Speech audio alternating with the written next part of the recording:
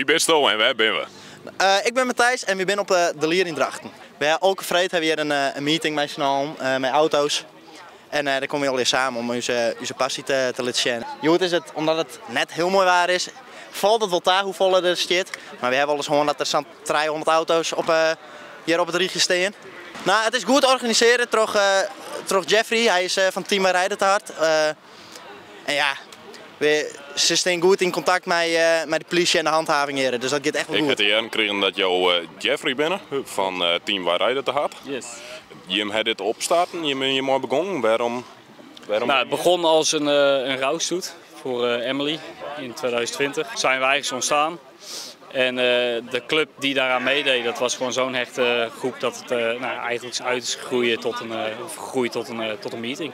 Hoeveel auto's staan er op een meeting? Nou, dat hangt er echt vanaf. Nou, nu is het wat slechter weer, maar dan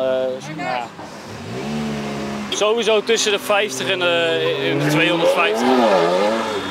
En de 250 auto's. Wat voor auto heb je ook? Een Gazelle nog wat. Hoeveel pk zit erop? Een stuk of 12. Maar sta je Willy op camera doen nou, ja?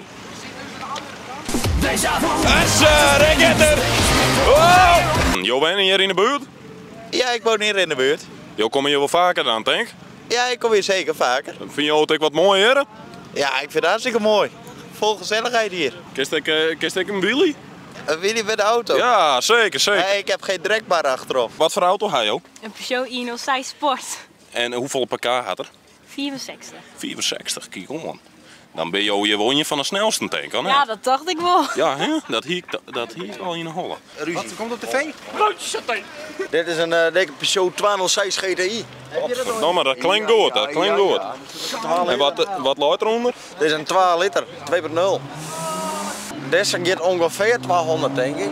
Ongeveer. Ongeveer. Dat heeft nog net uitproberen. Ja, ik ga het wel uitproberen. Alleen dan begint het toersap worden trillen. Dat is op een gegeven moment tegen west. Ik zie wel net met het klokje. Ik zie wel naar de dik. Ja, gewoon gage aan. Precies, straal aan in een netje. Het is naast kindervol, hè. Het is niet de rotzooi, hè. Maar ik heb wel een dikke getunede radio wat ik erin bouw. En de subwoofers in de kofferbak? Zeker, zeker. Machtig mooi, machtig mooi. Dit is prachtig, jongen. Prachtig. Mooi spul.